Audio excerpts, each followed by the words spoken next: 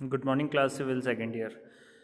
हम आज applied mechanics में अपना नया चैप्टर शुरू कर रहे हैं जिसका नाम है मोमेंट, मतलब कि आघूर्ण। ठीक है, तो आघूर्ण होता क्या है?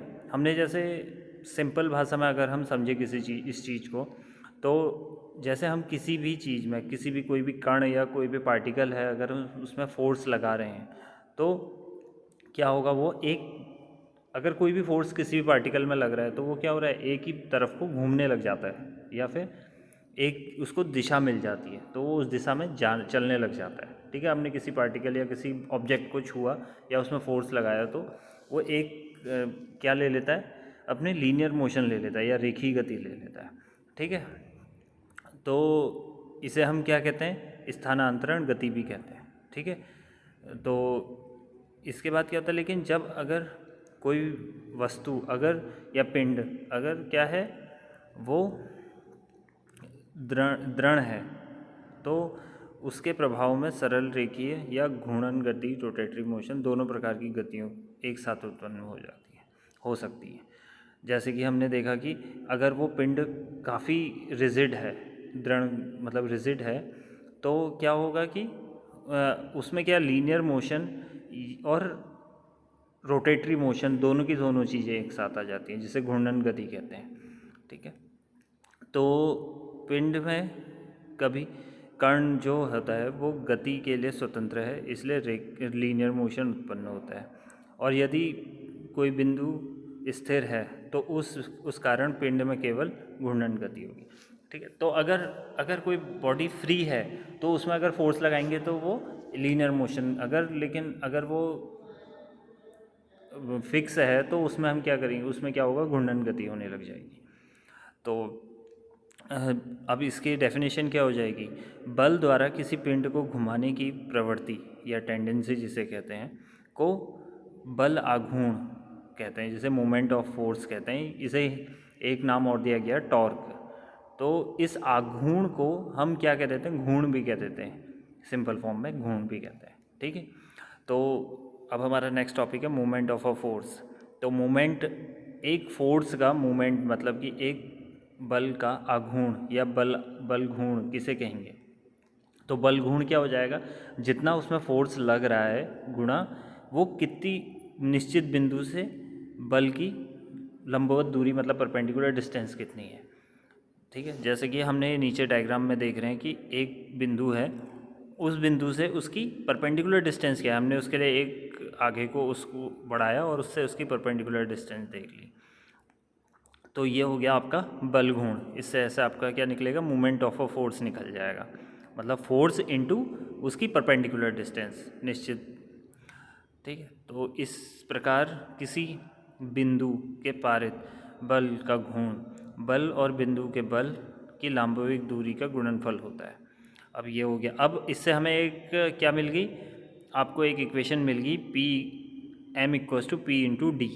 जो डी है ये हमको एक इक्वेशन मिल गई, तो हम यहाँ से इसका क्या निकाल देंगे, यूनिट निकाल देंगे कि मात्रक क्या है, हम आघूर्ण को किस मात्रक से, मतलब किस चीज़ से नापेंगे। तो इसकी जो सीजीएस है प्रणाली में वो हो जाएगी ग्राम सेंटीमीटर, क्योंकि पी किस में है, ग्राम में है, और जो डी है डिस्टेंस वो सेंटीमीटर में। एम के एस में हो जाएगी ये केजी मीटर, और एसआई यूनिट हो जाएगी इसकी न्यूटन मीटर। ठीक है, तो अब ये इसका यूनिट हो, मतलब इसकी यूनिट्स हो गई। इसके बाद हम देखते हैं कि जो इसका साइन कन्वेंशन है वो कैसा रहेगा।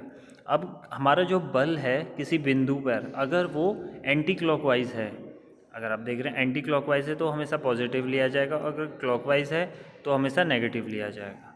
अब इन्होंने नेक्स्ट जो क्लासिफिकेशन कर रखा है मूवमेंट का, वो किस तरीके से कर रखा है कि एक तो अब ऐसे भी हो सकता है कि एंटी क्लॉकवाइज क्या हो सकता है, क्लॉकवाइज क्या हो सकता है। एक इन्होंने क्लासिफिकेशन करा है कर्तन या घुमाव आघूर्ण, जिसे हम कहते हैं टर्निंग मूवमेंट। तो टर्निंग नाम से पता चल रहा है टर्निंग। तो टर्निंग में क्या होगा कि जब पिंड अपने आलम्ब या टेक पर घूमने के लिए स्वतंत्र होता है तो बल द्वारा उत्पन्न जो मूवमेंट है उसे हम क्या कहेंगे, टर्निंग मूवमेंट कहेंगे।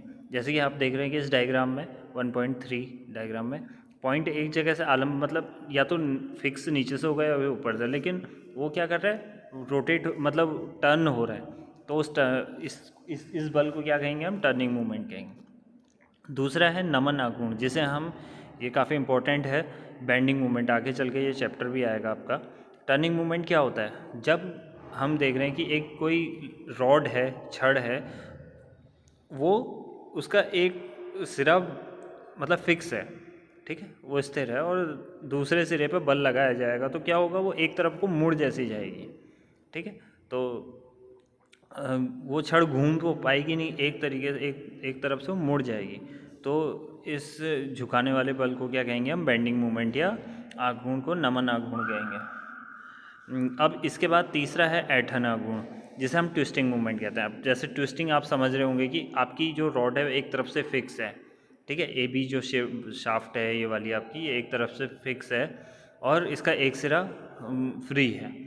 तो हम इसको अगर घुमाएंगे तो क्या हो जाएगा कि एक तरफ से ट्विस्ट हो जाएगी। तो ट्विस्ट, इसको क्या कहेंगे, इस मूवमेंट को क्या कहेंगे, ट्विस्टिंग मूवमेंट कहेंगे। इसके बाद आपका ग्राफिकल रिप्रेजेंटेशन है ये आपके सामने, कि हमने मूवमेंट का ग्राफिकल रिप्रेजेंटेशन कैसे करा, कि जितनी भी उसकी दूरी है उसकी परपेंडिकुलर डिस्टेंस, उसको हमने P इंटू ओके कर दिया, तो ये हमारा उसकी परपेंडिकुलर डिस्टेंस आ गई। तो किसी बिंदु पर किसी बल का आघूर्ण उस बिंदु के शीर्ष तथा बल निरूपित करने वाली आधार मानकर खींचे गए त्रिभुज के क्षेत्रफल के 2 गुने के समान होता है। तो आज के लिए इतना ही। Thank you class.